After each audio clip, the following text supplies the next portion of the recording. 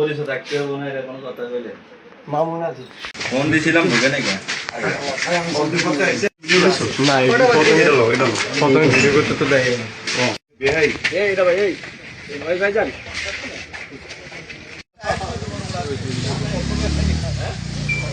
আমি রয়েছি ফরাজগঞ্জ 4 নং ওয়ার্ডে।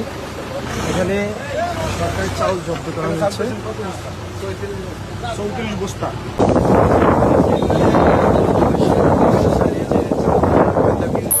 সরকারি চাউল এভাবেই কি নাম আপনার? জি, আপনার স্বামীর নাম? এই চাউল কিভাবে পাচ্ছেন? স্যার আমরা এগুলা ওই যাদের কার্ডগুলা ওদের কাছ থেকে আমরা কিনে নিই। তো এত চাউল ঘরের ভিতরে কিনে কিভাবে রাখছেন? আপনারা কি কোনো ব্যবসা করেন? কিসের ব্যবসা করেন? মুদি দোকান আছে? কোথায় দোকান? বাজারে। আপনার হাজবেন্ড কোথায় এখন?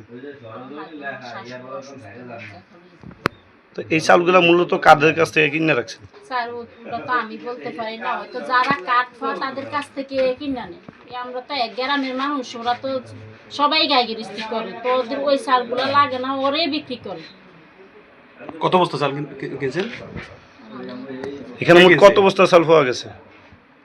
স্যাররা গুনছে, আপনি এই যে খাড়ের তলে চাল রাখছেন, আপনি জানেন না এখানে কত বস্তা চাল? 24 বস্তা গুনছে স্যার, 24 বস্তা। 24 বস্তা জি। কিনে গেছে কি? এই চাল রাখছে কে কিনে এখানে? আমরা কিনে রাখছি। ছিল তখন? স্বামী আসিল তখন। হে গেছে ধরুন হে 12টা 12:30। স্যার ওই যে আজকে হে কুলতেনের স্লিপ কিছু কিনছে, আবারই মনে করেন বাজারে থেকে ব্যাগ কথাবার্তা কইছে। আপনার স্বামীর নাম কি বললেন যেন? জসিম। আপনার স্বামী দোকান করে কোথায়? এই বাজার কি বাজারের নাম কি? সাতানি বাজার। সাতানি বাজারে।